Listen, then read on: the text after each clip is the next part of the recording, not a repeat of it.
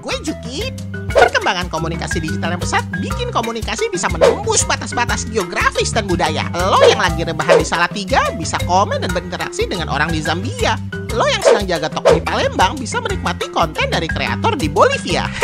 Setiap daerah dan negara punya budaya dan etika sendiri. Kita nggak bisa tuh samain kebiasaan kita sehari-hari dengan kebiasaan orang di luar sana. Masalahnya, kita sering lupa seolah-olah semua orang yang ada di internet menganut budaya yang sama dengan kita. Di Spanyol misalnya, ada budaya siesta atau budaya tidur siang. Nah, nggak mungkin dong kalau lihat orang Spanyol posting tentang kegiatan tidur siang, terus kita bilang mereka itu pemalas.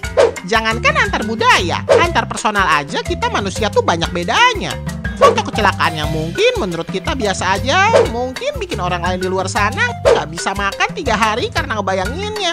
Makanya perlu banyak pertimbangan juga sebelum memposting sesuatu di media digital, sob. Itulah netiquette atau etika berinternet. Nggak tertulis memang, tapi perlu diketahui dan dibiasakan biar media digital jadi ruang yang sehat buat berkreasi dan berkomunikasi. Etika berinternet bikin kita saling merasa nyaman sehingga media digital bisa jadi ruang buat kita berkembang. Selain itu, perlu juga diperhatikan agar aktivitas kita di media digital bukanlah aktivitas yang melanggar hukum. Aktivitas pembajakan, pornografi, dan kejahatan lainnya yang jelas-jelas melanggar hukum ya tentu jangan dilakukan, sob. Hukum di dunia nyata dan dunia maya ya sama aja. Lo hapus juga masih nyisa jejak digitalnya. Jadi, hati-hatilah berinternet. Yuk pahami etika di internet. Shalom. Kabar baik untuk pemirsa dan pendengar sekalian. Selamat bertemu dengan podcast dari Panitia Bulan Keluarga GKI Sangkrah tahun 2024, Sang Gembala. Bersama saya Swasti di sini kita akan bersama-sama belajar mencari tahu tentang isu-isu penting seputar keluarga. Dan harapannya dengan pembahasan-pembahasan kita ke depan nanti kita akan membentuk keluarga Kristen yang semakin berkualitas. Dan rumah tangga Kristen pun bisa menjadi rumah kasih, di mana setiap anggotanya dipersatukan untuk saling memulihkan. Dan kesempatan pertama pada hari ini, seperti tadi tayangan pembuka, kita sudah sama-sama menyaksikan temanya kira-kira tentang apa, pasti sudah tahu, adalah tentang media sosial. Bagaimana sebaiknya kita bersikap dengan media sosial, apa yang harus dan apa yang tidak harus kita lakukan dengan media sosial.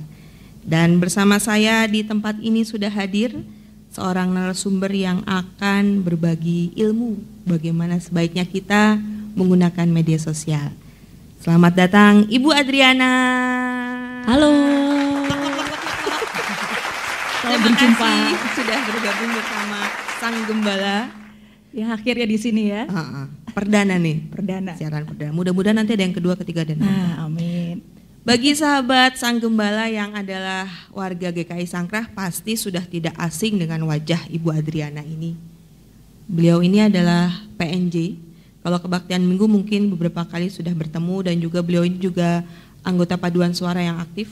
Sola Gracia ya. Oke. Disebutin nih Sola Gracia. Halo anggota Sola Gracia.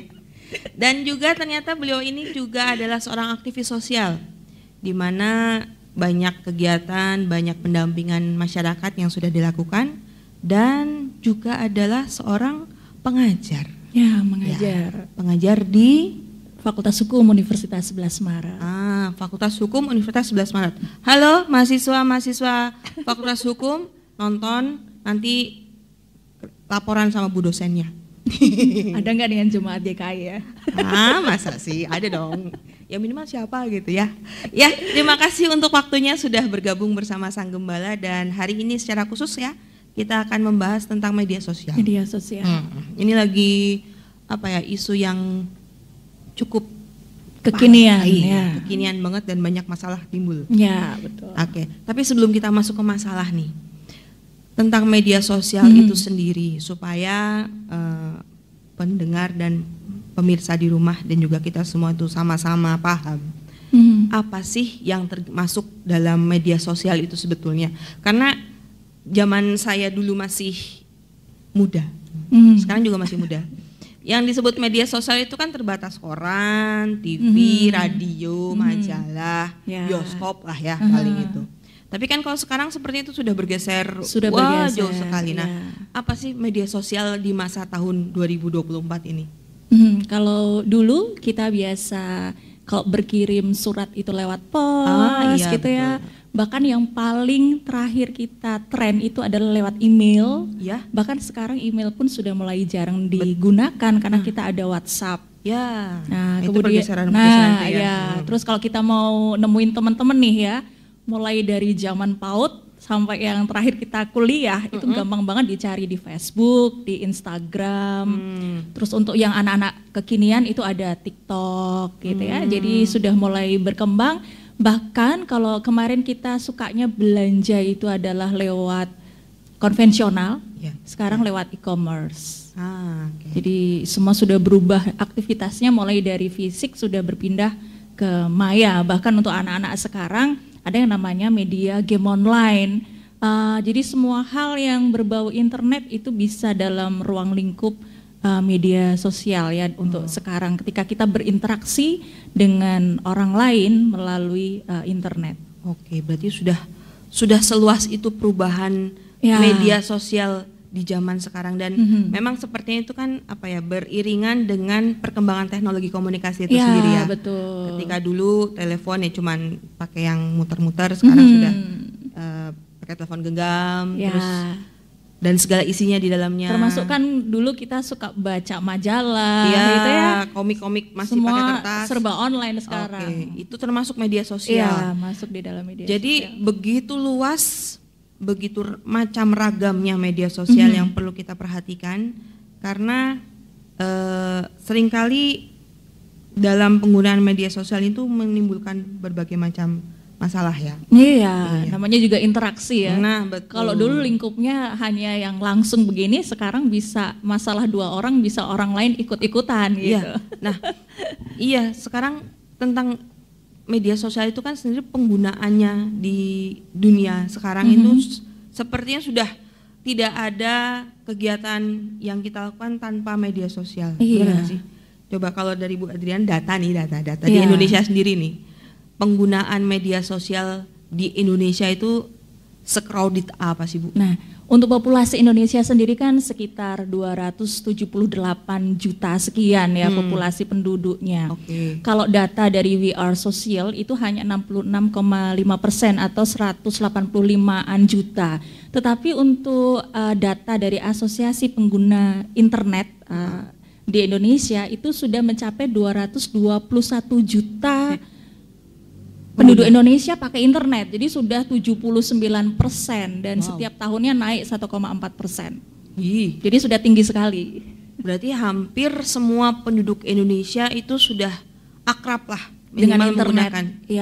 Betul. Internet dan media sosialnya. Ternyata ramai sekali dunia maya di Indonesia dengan segala itunya ya. Tadi juga ditambahkan ya, kalau media sosial itu bahasanya lebih ke platform ya sekarang ya. Ada termasuk kita kalau dulu suka nonton televisi gitu ya. Kalau zaman saya kecil ada yang namanya apa sih Solo Safari, dunia Safari apa sih? Aneka Safari. Aneka Safari. Ketahuan deh ya. Ketahuan. Nah, sekarang kan semua pakai YouTube kan. Iya, benar. Iya. Termasuk musik ya, ada Spotify ya, jadi platform-platform kekinian. Nah, dari sekian banyak platform tuh ada nggak platform favorit penduduk Indonesia atau yang paling banyak diakses? Kalau sekarang paling mudah ya WhatsApp. Karena kita di kantor mau nyerahin dokumen juga tidak via email lagi ya, lewat WhatsApp. Kemudian kalau di gereja untuk komunitas juga WhatsApp. Untuk keluarga sendiri juga ada keluarga besar pakai WhatsApp. Nanti keluarga internal kecil pakai WhatsApp lagi, grup lagi. Grup A tanpa I, B tanpa berapa punya grup WhatsApp? Sudah banyak lah. Ya itu memang kebanyakan grup jadi pusing juga mengelolanya.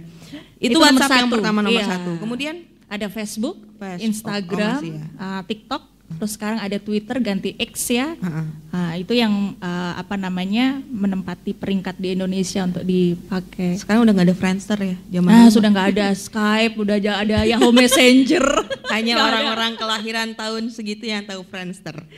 Ya Friendster udah nggak ada ya? Iya nggak ada. Itu udah digantikan. Oke. Dan ada nggak data tentang berapa lama waktu orang Indonesia berinteraksi dengan internet? Nah ini kalau datanya dari We Are Social itu menggunakan internet paling tidak 7 jam 30 menit sekian. Wah, Satu hari? Satu hari. Satu orang. Untuk media sosial itu 3 jam 11 menit. Jadi ya 3 jam media sosial. Iya. Itu yang komunikasi tadi ya? Iya, Belum yang internet yang 7 jam. 7 jam itu berarti yang baca-baca. Ya termasuk search lewat Google ya. Googling ya. Oh, 7 jam sehari 24 jam. Tidurnya 8 itu nggak jam. sendiri. Betapa waktu sudah habis dengan media sosial. Iya. Dan itu sekarang semakin kita akrab dengan media sosial, semakin kita sering menggunakan media sosial, itu biasanya akibatnya ada masalah baru muncul dari media sosial. Betul. Kalau dalam hukum fisika itu kan ya masalah atau tekanan itu muncul karena gaya yang banyak. Saya bukan anak fisika, tapi saya ingat itu. Jadi ketika tekanan itu menjadi besar karena gayanya besar. Nah, sama halnya dengan media sosial mungkin ya, kita akan mendapatkan tekanan dari media sosial yang besar karena kebanyakan gaya. Kira-kira nih Bu, gaya apa aja sih yang muncul yang seringkali mengakibatkan masalah di media sosial? Yang paling sederhana yang sering terjadi adalah salah paham. Karena beda perspektif ya. Okay. Apapun yang sensitif yang kita merasa yakin kita betul. Nah, sedikit-sedikit kita share lewat WhatsApp gitu ya. Sedikit-sedikit kita share lewat Facebook gitu ya. Dan ketika ada orang yang beda pendapat itu langsung dianggap bahwa oh dia musuh saya nih gitu. Itu paling sederhana. Belum sampai ke ranah hukum ya. Kalau sudah sampai yang agak berat bisa sampai kalau anak-anak ada bullying, cyberbullying yang kemarin dalam laporan UNESCO bahwa salah satu hal yang menyebabkan anak-anak remaja untuk melakukan bunuh diri itu adalah cyberbullying. Jadi memang ini hal yang paling rawan ya untuk anak. Ya? Iya, cyberbullying. Terus ada kalau di di ranah pidana juga phishing. Oh itu lagi link-link ya, link-link itu loh. Link-link palsu. Undangan pernikahan ternyata. APK yang sering kita terima di WhatsApp ya. Bentuknya APK atau PDF yang ternyata adalah virus itu atau menjebak kita untuk bisa diambil semua data-data kita, itu bisa phishing. Jadi link-link yang aneh-aneh gitu ya, yang enggak seperti yang resmi, itu wajib untuk dicurigai. Kemudian ada sekarang juga kita sering di-invite tidak dikenal ke grup-grup yang ke WhatsApp yang kita nggak kenal, atau video call oleh orang yang kita nggak kenal. Itu saya juga ngalami secara pribadi. Jadi jangan sampai diangkat juga. Nah, itu ada ya begituan ya? Ada. Memang sengaja atau video call ya, video call. Jadi dia memang menjebak kita untuk melakukan video call. Jadi kalau bisa kita save kontak orang-orang yang dekat dengan kita. Jadi kalau misalnya belum save kontak nih ya, dia perlu pasti akan kirim WhatsApp dulu. Ya gitu. itu saya begitu. Jadi kalau ada yang tiba-tiba menghubungi, tapi saya nomornya tidak saya kenal, saya diamin dulu. Lebih baik gitu jangan diangkat. Kalau penting pasti dia akan kirim itu pesan. Cara paling gampang kita melindungi diri. Itu kan gayanya orang lain yang berdampak buruk pada kita. Nah sekarang kalau gayanya kita, yang kadang-kadang kita tanpa sengaja posting komen lah, mengomentari sesuatu yang sedang viral begitu, tapi ternyata yang kita anggap sebagai sesuatu yang biasa, ini komen biasa, dianggap serius sama orang lain, itu kan juga bisa jadi masalah, ya nggak sih? Iya. Itu namanya kalau di yang kita like, kita komen, itu namanya jejak digital sekarang ya. Sama seperti kalau kita jalan-jalan di pantai ya, ada footprints-nya. Kalau kita bermain di media sosial atau search sesuatu, itu pasti meninggalkan yang namanya jejak digital. Oke. Nah itu kalau untuk sekarang ya bahayanya adalah untuk anak-anak yang sedang sekolah, karena kalau jejak digital itu Hai anak sekolah, dengarkan baik-baik. bisa kedepannya akan menjadi referensi ketika mencari beasiswa, kemudian mencari pekerjaan gitu ya. Nyari pasangan hidup juga masuk kan bisa. Oh, Siapa bisa. tahu orang tuanya, permisi om, saya mau ngajak anaknya main. Sebentar, namanya siapa? Saya cari dulu di media sosial. Media betul. sosialnya apa? Oh nambahi tadi loh Mbak Swasti. Apa gimana? Untuk platform kekinian, untuk anak-anak remaja, untuk anak-anak dewasa, bukan anak-anak dewasa ya, remaja atau orang-orang dewasa, itu ada yang namanya aplikasi kencan online, itu juga ada. Iya, itu sedang sekarang ya, banyak di mana-mana. Dan kasus terakhir yang tadi Mbak Swasti tanyakan ya, ada nggak sih kasus yang terkait itu? Ada, kemarin ada yang ketipu ya, cowok ternyata juga bisa jadi korban. Sampai ketipu sekian miliar, ada keluar di media karena kencan online. Hati-hati betul-betul sekarang ya. Apa yang terlihat di layar itu harus betul-betul dipikir ulang lagi untuk kita percaya dan meyakini kalau itu bisa kita lanjut atau tidak gitu, kita tanggapi serius atau enggak.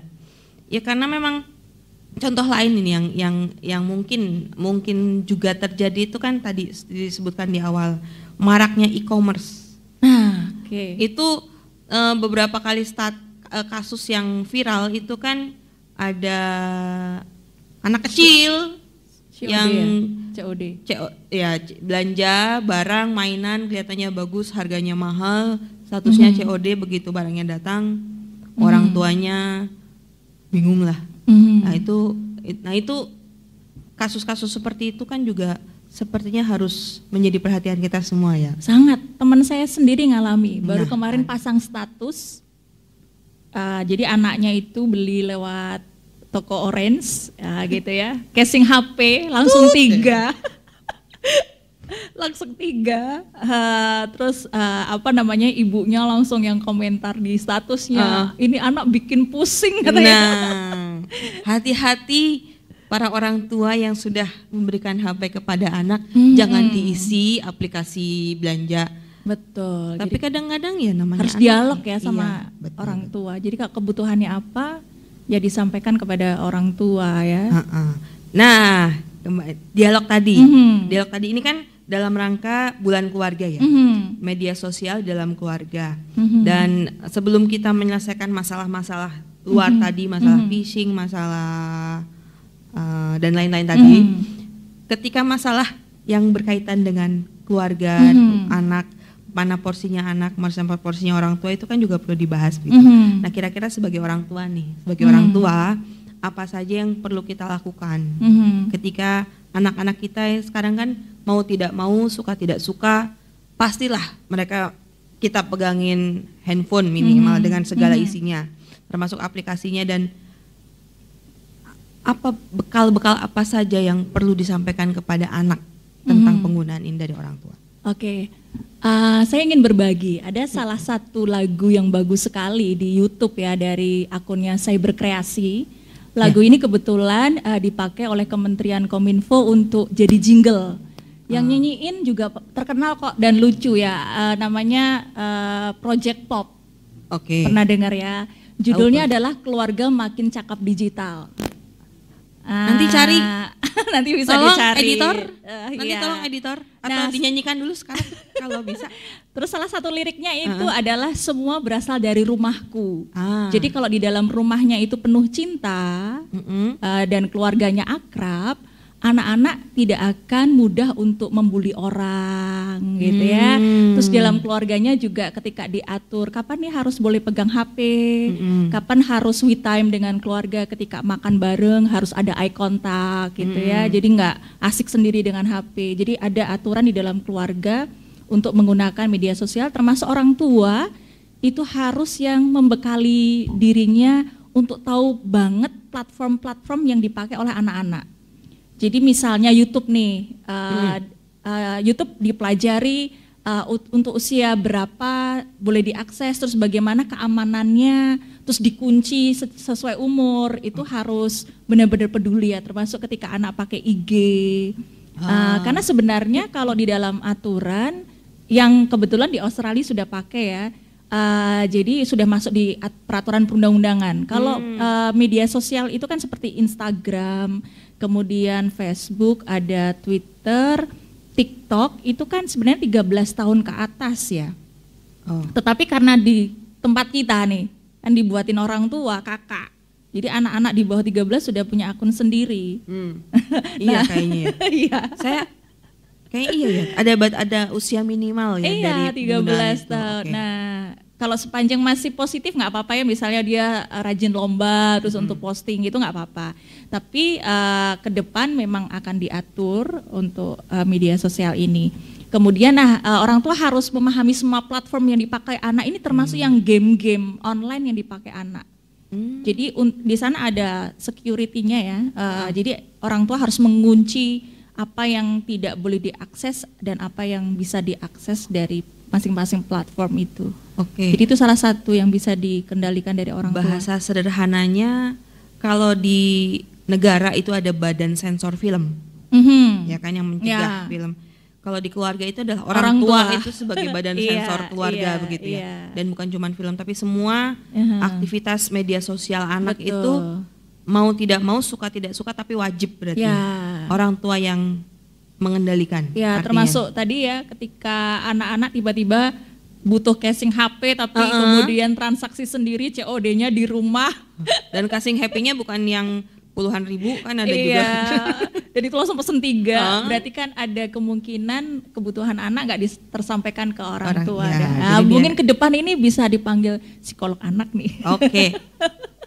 Dicatat, mungkin diberi masukan tema selanjutnya tentang psikolog anak. Iya, apalagi anak-anak remaja kan susah ya. Anak remaja itu kan mencari identitas. Karena berkomunikasi dengan anak remaja itu, apalagi dengan anak remaja sekarang itu kan susah. Berkomunikasi saja sudah sulit, apalagi harus memaksa mereka dengan aturan penggunaan media sosial. Itu PR banget buat orang tua mungkin ya. Ya mungkin itu menjadi tema nanti kita selanjutnya, bagaimana komunikasi dengan remaja gitu. Terakhir saya memberi sosialisasi ke anak-anak SD ya. Saya tanya, kenapa kok mereka suka main game? Jawabannya sangat mengejutkan. Apa adik-adik? Jawabannya, biar nggak stres mbak. Loh, anak kelas 5 SD kok udah kenal stres? Aduh, anak kelas 5 SD sudah stresnya apa sih, Dek? Iya, ternyata hal yang belum terjawab loh itu. Kenapa mereka stres? Berarti kan ada perlu dialog dengan orang tua ya. Iya, level stresnya. Jadi itu alasan mereka main game online. Ya, tapi bisa juga itu pemahaman anak-anak zaman sekarang yang istilahnya buat kita yang generasi jauh gitu ya, terkejut-kejut. Wah, kok umur segini sudah begitu, umur segini. Itu juga pengaruh dari mereka, akses mereka terhadap media sosial yang betul-betul tanpa portal gitu, bebas terbuka. Mereka bisa lihat, mereka bisa baca, mereka bisa menyaksikan begitu semua hal yang sebelumnya itu kan waktu kalau buat kita kan hal-hal yang bisa kita lihat itu kan yang memang orang tua kita kasih lihat, atau buku yang ada di depan kita, dan buku pun kan juga terbatas ya, tidak semua bisa dibuka. Nah, dari hal tersebut, yang hal apa lagi yang perlu kita ingat gitu?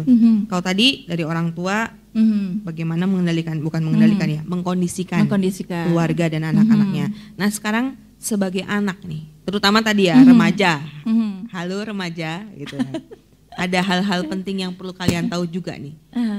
Jangan sampai terjebak kayak tadi tuh, ada yang kencan online, belanja dan lain sebagainya.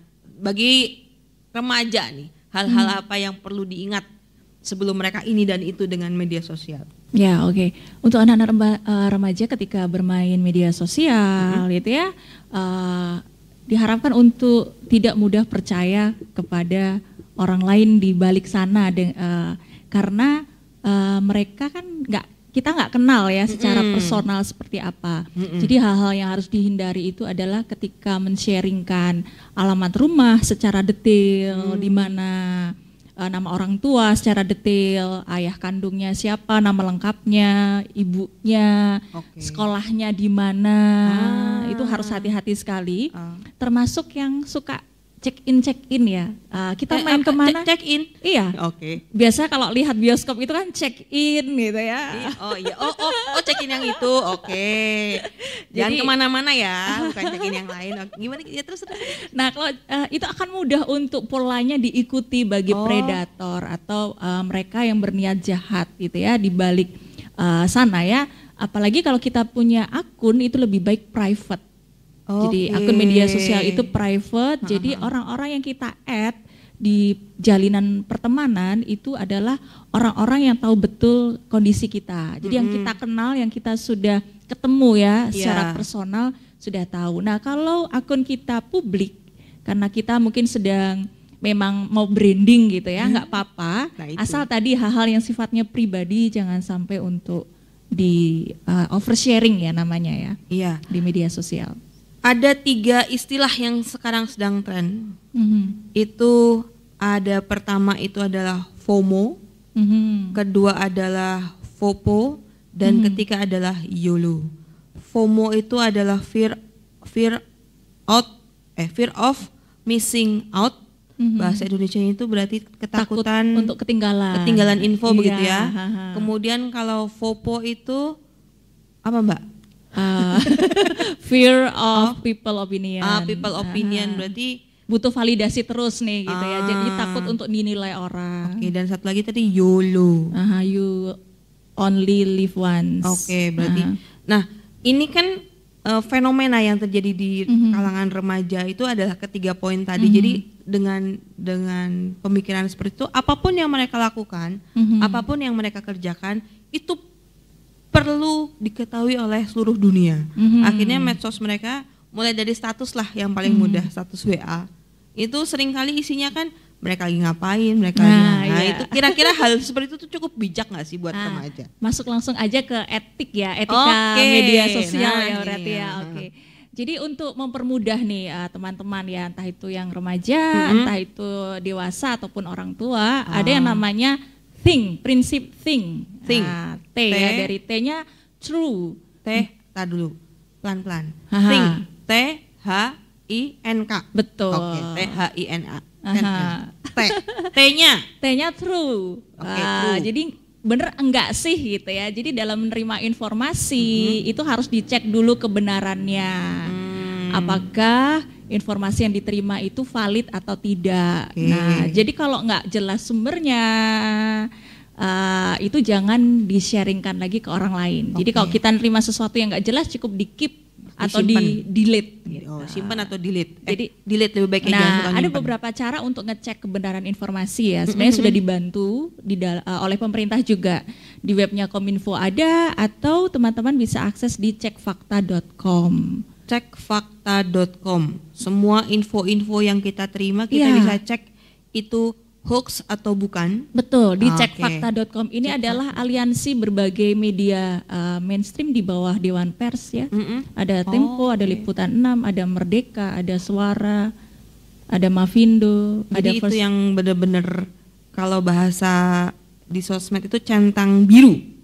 Ya, centang biru atau centang hijau sih? Biru ya. Tapi kalau sekarang centang birunya kan bisa bayar tuh. Tapi ini beneran centang biru. Kalau ini beneran bisa dipercaya lah ya. Karena masuk di dalam internasional check faker ya. Jadi jaringan internasional untuk cek fakta. Jadi true dulu. Semua harus dicek true. Hanya itu helpful. Apa? Helpful. Nah, helpful. Kira-kira yang kita sharingkan kalau posting sesuatu itu bakalan ngasih manfaat ke orang enggak sih? Nah, kalau posting dia suka masak, berarti berbagi resep boleh dong. Atau kalau mau mengunjungi tempat wisata nih, mau promote Indonesia boleh, tapi lebih baik jangan pakai check in ya. Tapi let post aja. Jadi kapan gitu diposting sekalian promote. Jadi nggak pada saat kita ke situ kita langsung. Ya, atau yang hobi main musik bisa ngajari online ke teman-teman. Jadi helpful, apakah bermanfaat atau tidak? Tapi sebelum ke huruf ketiga, tentang helpful ini juga seringkali jebakan Batman loh Mbak. Apa ini? Seringkali hanya mengingatkan atau semoga bermanfaat, terus share-share soal kesehatan, tips-tips sehat cepat dan apalah itu. Kembali kan ke nomor 1. Oh, true. Iya, kalau nggak valid jangan. Berarti tetap ya helpful itu dasarnya true. Ya. Catat ibu-ibu, dengarkan. Oma-oma, jangan sekedar share. Ya, peace. THI. I-nya ilegal. Waduh. Melanggar hukum apa tidak gitu ya. Oke. Misalnya kita posting sesuatu ya, karya orang lain ya, entah lagu atau apa, cantumkan pengarangnya, sumbernya. Kalau kita posting lukisan ya, siapa pelukisnya. Jadi kredit foto atau kredit video. Jadi jangan sampai melanggar hak cipta. Itu yang pertama. Terus yang kedua, melanggar undang-undang perlindungan data pribadi atau tidak, men-sharingkan hal-hal data-data pribadi ya. Tadi itu ya. Nomor HP itu apakah urgent untuk di-sharekan di media sosial? Biasanya kalau untuk jualan ya it's okay ya. Atau mau ngasih nomor HP ke orang ya izin dulu. Jadi itu masuk ke etis ya. Kalau nomor HP itu bukan nomor kan ada yang untuk memang tujuannya untuk dipakai jualan mungkin ya, bisa. Tapi yang nomor pribadi atau private itu kan sebaiknya jangan sembarangan dibagi-bagi juga ya. Iya, betul. Ketika ada ingin membagi izin dulu sama yang punya. Iya, betul. Terus ada undang-undang ITE. Itu. Apakah pencemaran nama baik? Jadi kalau kita mendengar berita-berita yang kita nggak tahu kepastian atau kebenarannya, di-keep aja. Kembali gitu ke true tadi diri ya. Ke true. Jadi jangan sampai melanggar undang-undang ITE, pencemaran nama baik, kemudian hoax. Kemudian foto-foto atau video yang berbau 18+ gitu ya. Jadi enggak di jangan sampai untuk diklik ya, termasuk judi online dan lain-lain sekarang sedang marak untuk sedang diperangi oleh pemerintah ya. Walaupun ya seringkali itu tadi karena ketidaktahuan kita terhadap sesuatu akhirnya tanpa sengaja kita klik dan terjerumus dalam. Iya. THIN. N-nya necessary, perlu enggak sih? Nah ini kebanyakan di WhatsApp nih, perlu enggak sih sharing itu gitu loh. Tujuannya membantu, mengingatkan. Oke. Nah ini juga masuk di etis ya, karena kita membuat WhatsApp itu biasanya grup, sesuai grup ya. Nah itu apakah grup nyanyi, apakah grup reuni gitu. Nah, grup kerja. Jadi sesuai dengan konteks WhatsApp grup itu. Gitu. Jadi kalau penting nggak penting itu bukan berdasarkan perasaan kita ya. Tapi bersama. Tapi berdasarkan ini grup tentang apa nih? Nyambung nggak sama jadi itu? Necessary ya, perlu enggak sih? Gitu. Yang terakhir Kind itu berat ya, sopan. Jadi tidak mengeluarkan kata-kata yang memancing keributan. Jadi baik kepada orang lain. Jadi nggak membuli itu juga ya, termasuk. Padahal kan banyak nih beraninya pakai jempol, nggak berani pakai mulut. Banyaknya begitu. Kalau di sosial media kelihatannya galak banget. Nulis pakai huruf besar semua.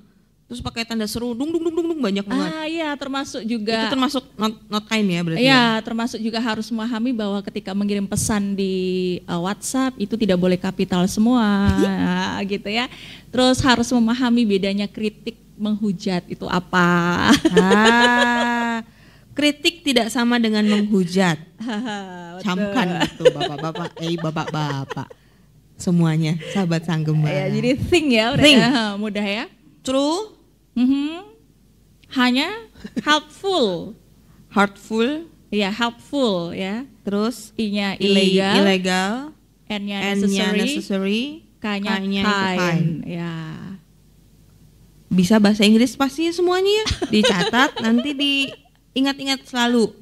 THINK. 5 prinsip yang harus selalu kita ingat ketika kita menggunakan media sosial Ya, betul. apapun platformnya. Betul? Apapun platformnya. 5 ini penting untuk selalu diingat supaya kita tidak kena banyak masalah karena media sosial. Begitu mungkin ya, Bu. Iya. Nah, ini kita sudah ada di ujung waktu siar. Sudah ada yang angkat-angkat bendera di sana. Dan sebagai penutup mungkin ada konklusi lah tentang bagaimana sebaiknya kita sebagai anggota keluarga Kristen dalam memanfaatkan dan menggunakan media sosial untuk sesuatu hal yang lebih membangun.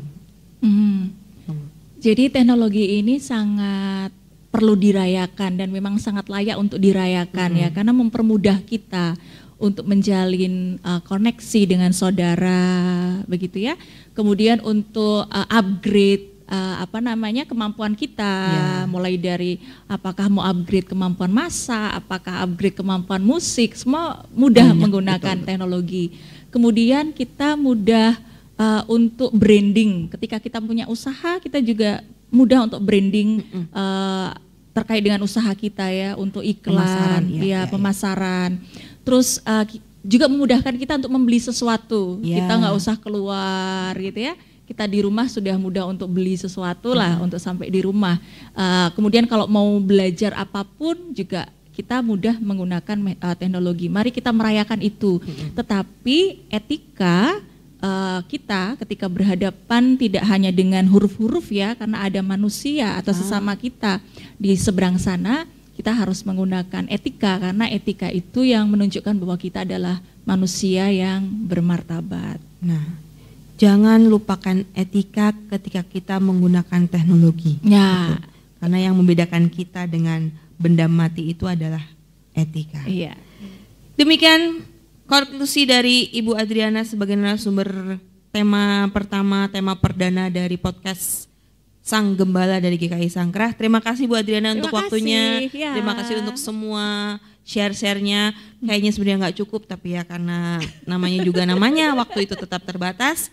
Dan terima kasih juga untuk sahabat Sang Gembala semua yang tetap setia sampai di akhir acara ini, mengikuti dari awal semua apa yang sudah disampaikan oleh narasumber kita tentang media sosial. Mudah-mudahan apa yang kita bahas, yang kami bahas pada saat ini bermanfaat buat Bapak Ibu keluarga semua, dan yang pasti kita boleh menjadi keluarga yang semakin kuat dengan adanya media sosial ketika kita bisa memanfaatkan media sosial itu dengan sebaik-baiknya. Dan akhir kata saya Swasti mengucapkan terima kasih. Sampai ketemu lagi di episode-episode selanjutnya dari Sang Gembala. Sampai ketemu lagi. Bye. Terima kasih.